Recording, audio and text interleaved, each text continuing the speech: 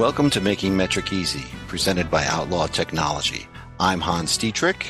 And I'm Brie Oaxaca, and each week we speak with the companies in the trenches of the seed-to-sale process. And today on our show, we're excited to have Caitlin Cartwright and Lindy Dickerson from Stash Ventures. Welcome. Thank you, guys. We're so happy to be here. Yeah, thank you. Stash Ventures is a vertically integrated cannabis company in Mount Pleasant, Michigan. And Caitlin and Stash has been working with Outlaw for a few years. Caitlin, you're the product inventory manager, and Lindy, you're the licensing and compliance coordinating specialist, right? That's right. Correct. Very cool. Well, Caitlin and Lindy, a little later in the show, we'd like to talk about your work and your roles at Stash. But how did you each get started in the industry? We always like to hear those origin stories of our guests. So whoever would like to go first, maybe Caitlin? I started in the industry, honestly, on a fluke. I have been in banking most of my career and just so happened to be working at a bank and had a couple people that had moved into town needing some checking accounts opened. And they were directors actually at a different cannabis cultivation. And we just hit it off and they had an opening, and it was just one of those things where the stars aligned, and I have not left the cannabis industry ever since. Wow. How long ago was that? I have been in this industry going on, I want to say 6 years. So I started in the cannabis industry in Michigan when it was just medical. So I have been into it since before. I think it was about a year before adult use actually hit the market that I started. Interesting. And Lindy, what about you? Well, I have a background in business administration and office work. So cannabis was not on my radar, but I moved here from Portland to Oregon in 2021 and was looking for jobs. And I jumped online and I saw that Stash had a position for licensing and application administrator. It meant a lot of the qualifications that I already had, familiarity with computers and all the Outlook stuff and all Microsoft, platforms. So I just jumped in and said, you know what, I'm going to give them an interview and hopefully they like me. And I haven't looked back since. It's been 2 years with Stash and I really, really like it. I didn't think I'd ever work in this industry, but now that I have been, it's amazing and it's very interesting. It's not boring, that's for sure.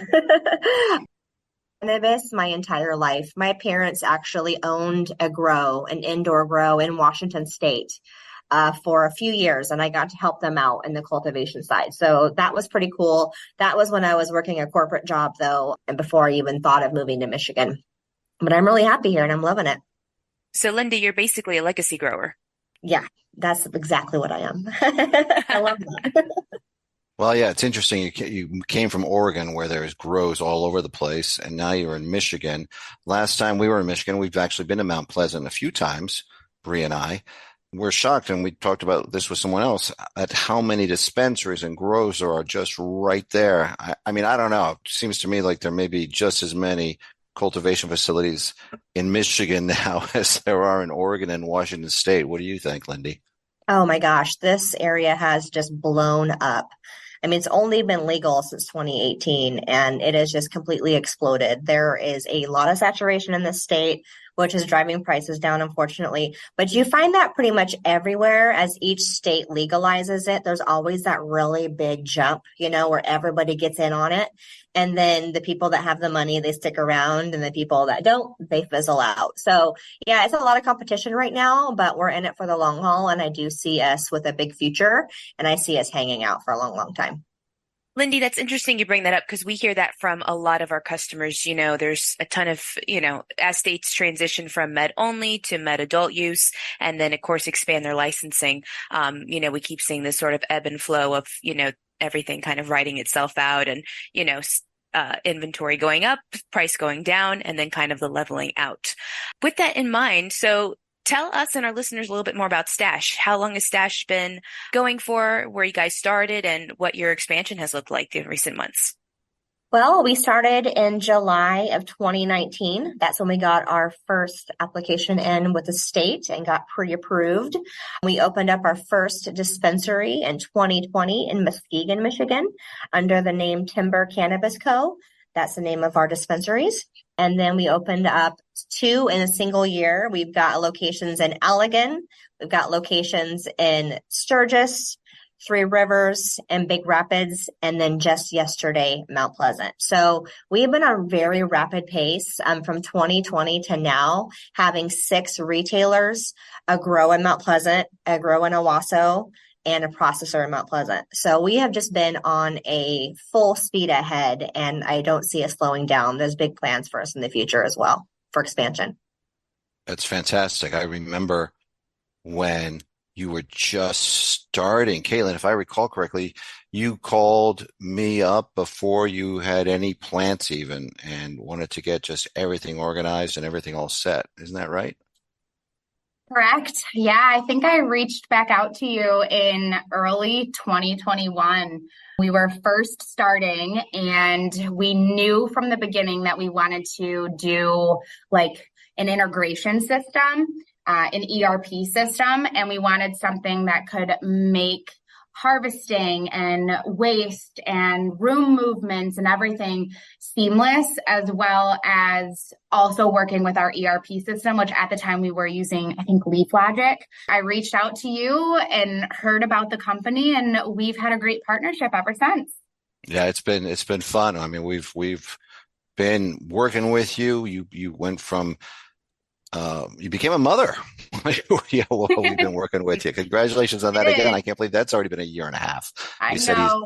That's amazing how time flies, and it's been exciting to watch how quickly and successfully Stash has been growing. But so for our listeners who aren't as familiar with you as we are, do you do just indoor cultivation or do you do outdoor? We only do indoor exclusively. Yep, with our 2 facilities. And we usually ask how you audited and harvested and reported to Metrc before using Outlaw, but you've used Outlaw since you started, so that question is no good for you guys. But I do know that you tried out a couple of ERP systems and used different ones at other companies because Caitlin, yeah, I remember you worked at another company before Stash, and as you mentioned just now too. So Correct. How did that go? Well, the company I was with before, we did not have a harvesting system. We just had an ERP system for the back end once it was already essentially packaged to track that type of stuff. So the first company I was with, we harvested directly out of Metrc, plant by plant, on just a good old scale. And then coming here, I was really adamant that we didn't need to go or shouldn't go that route, and that there were easier options out there to make us more efficient and more accurate. So that was how that whole entire thing got started. And then we currently only use one ERP system here, which is going to be Flourish. And we only use that really over on the processing side. I'm not sure. I don't think that we use anything over on the cultivation, honestly, outside of Outlaw. You guys are so seamlessly integrated with Metrc that it just makes it so that we really don't need to utilize anything other than you guys on the cultivation side. That's awesome. Brianna, Caitlin, you had a question too.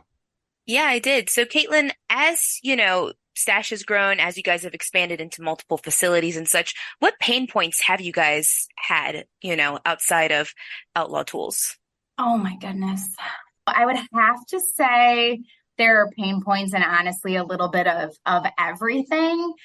The changing of the rules and the regulations, I would say, is probably the biggest pain point that I think we deal with periodically, as does everybody else. Specifically speaking to the processing side at the moment, utilizing the ERP system that we do have, I guess this is a good example, is the gummies recently had a requirement change from the CRA, and it changed in Metrc, which you had to have a branding and you had to have the THC breakdown and the dosage breakdown for your individual items. And that actually took a little bit of time in order for us to get essentially our ERP system all buttoned up to work with those new things. So Metrc will drop something and they don't necessarily let our ERP system know within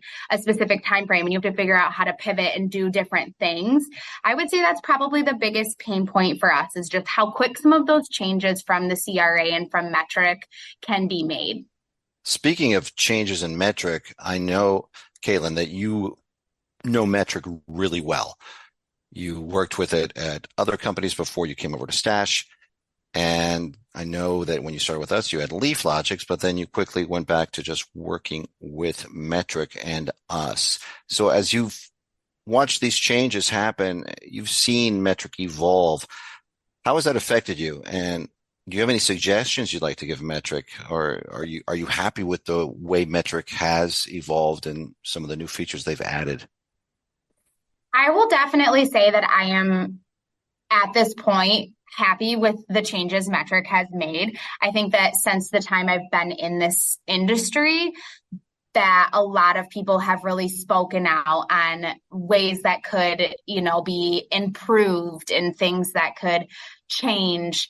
And it has always felt like they have listened to those pain points.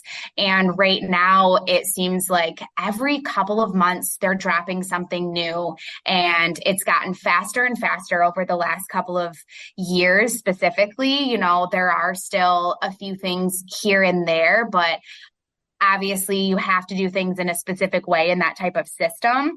So there are, we are understanding that there are certain things that can't necessarily change or that take a little bit longer to change.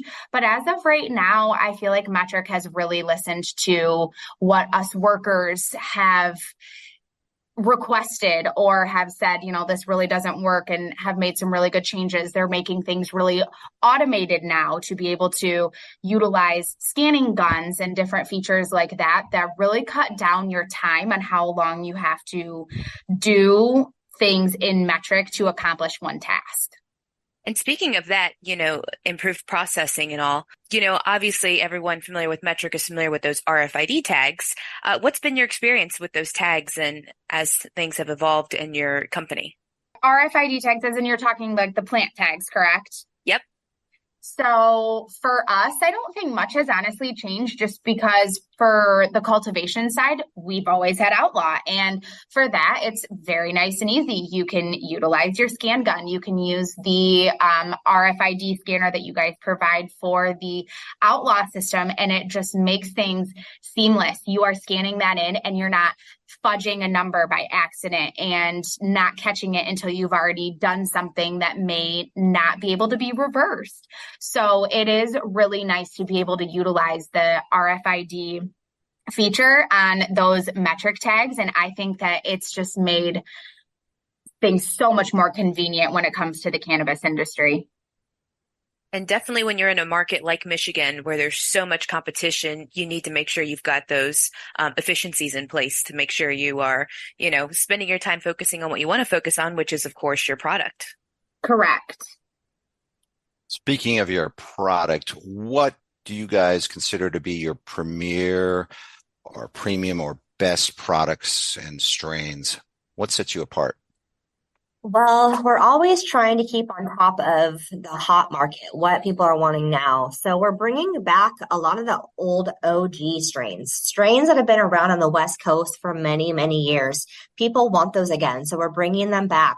California, Oregon, Washington, they've got some really good ones. So we're constantly watching the market and what people are wanting. So by bringing those back, it's been a big boom for us on those OG strains.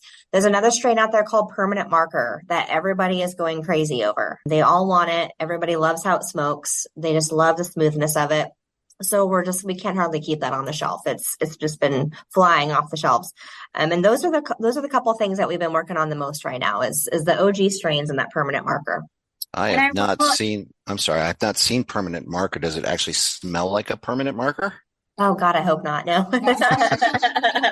Kind of pivoting from your products and back to Stash. So you guys have a couple of really great initiatives that you guys have, specifically your Higher Hopes organization. Can you tell us a little bit more about that?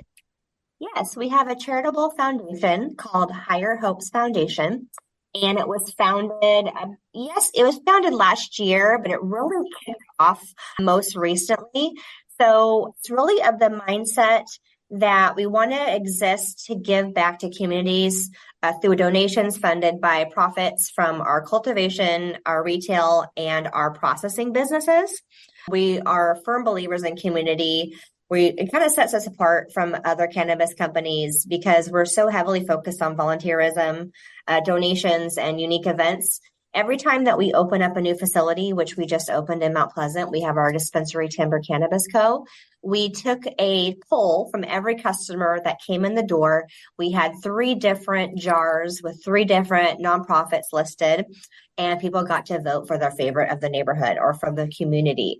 And so the Humane Society was in there in the mix of the other 2, and they took number 1 as people's favorite. I mean, you really can't go wrong with animals. People have a soft spot for them. And so we were able to give percentage of our profits to the Humane Society to really help those little critters.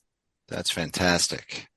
What advice would you have for other companies or even just other people looking to come into the industry? You guys both came to it through various means. Lindy, you obviously had some connection to it beforehand with your parents, but what would you tell people looking to enter it now?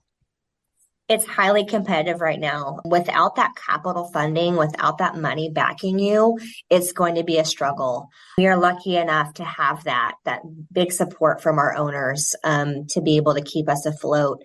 But it's a dog-eat-dog world right now in Michigan. Until things fizzle out, it's just very difficult to stay up in business.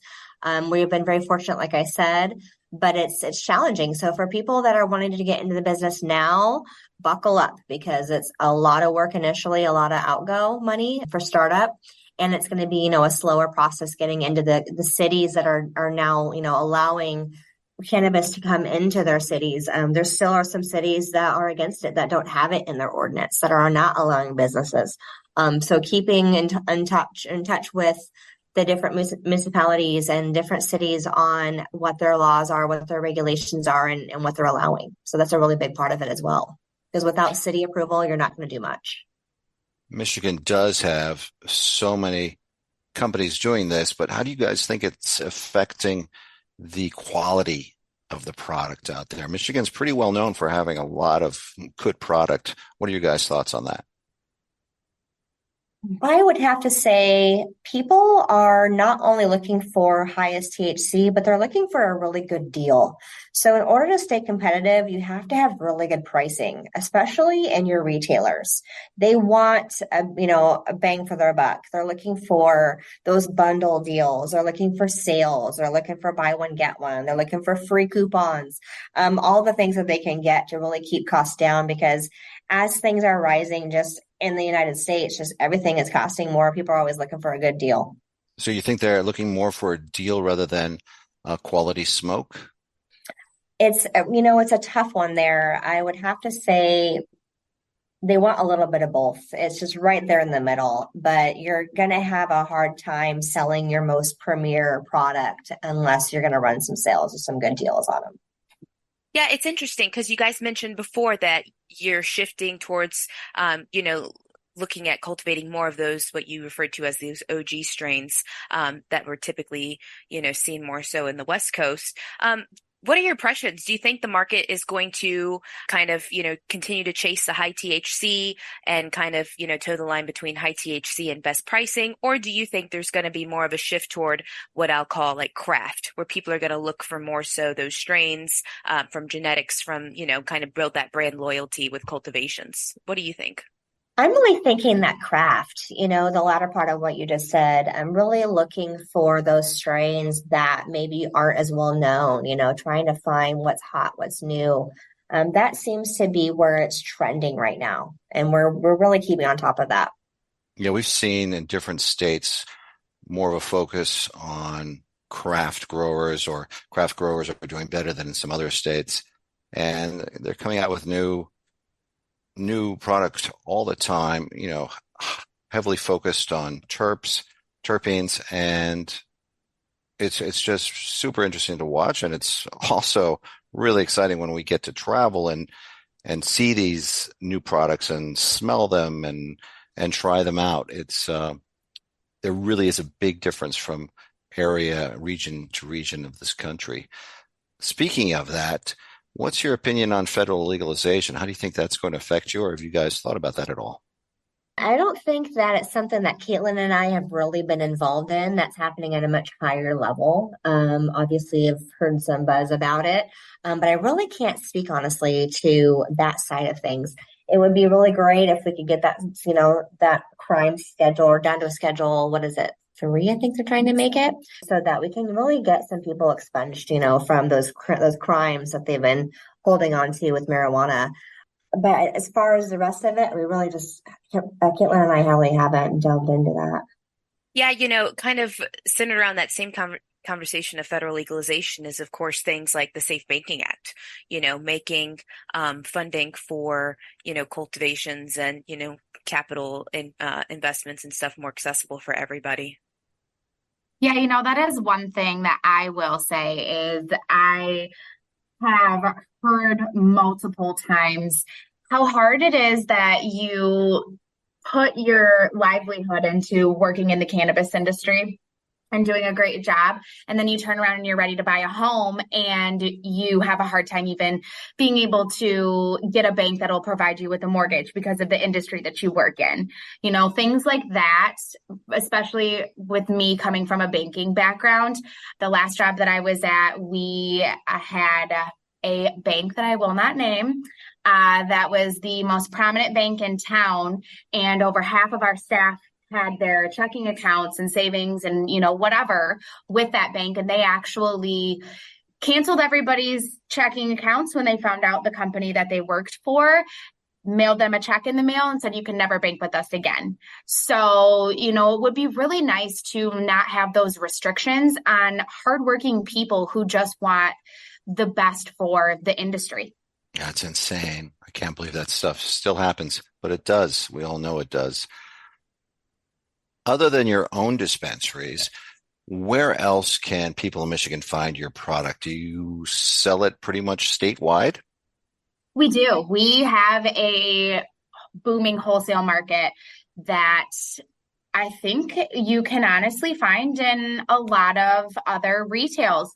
We do have a sales representative who is always out there pounding the pavement, and we have places that are all over, from in the UP to Detroit down to Kalamazoo, all over the state that purchase from us. So we do specialize in providing for our own retails, as well as essentially every single thing that is in our retail stores that we create, whether that come from cultivation or from our processing side, which produces live resin, gummies, vape cartridges, the whole 9 yards. We sell not only to out of our timber stores, but all of it can be found on our wholesale menu, and anybody from any dispensary in the state of Michigan that's licensed can purchase.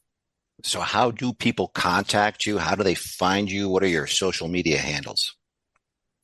Our social media handles are out there on Facebook and on Instagram. Our handles are high-minded_canna or timber canna. Is how you can find us. We also are on Weed Maps, and the wholesale market is advertised on LeafLink. So we do use the LeafLink platform to get out there for all of the third-party dispensaries that would like to purchase from us. And we just have one cohesive menu that they can essentially go on and pick and choose what they would like to purchase. And then we have a 2 to 4 day turnaround time on shipping out the door. So LeafLink for dispensaries, check them out. And if you're a consumer, go to Weed Maps. You'll find them there. Caitlin, you've had this experience working with some of the other companies in the industry. What's your customer experience been like with them and with Outlaw overall? I would say customer service experience has been amazing with Outlaw. Bree was always there anytime that we needed to reach out with questions or any update concerns. I know at one point we needed a new handheld gun, and I think Bree had it at my facility within like 3 to 5 days. It was a very quick turnaround time.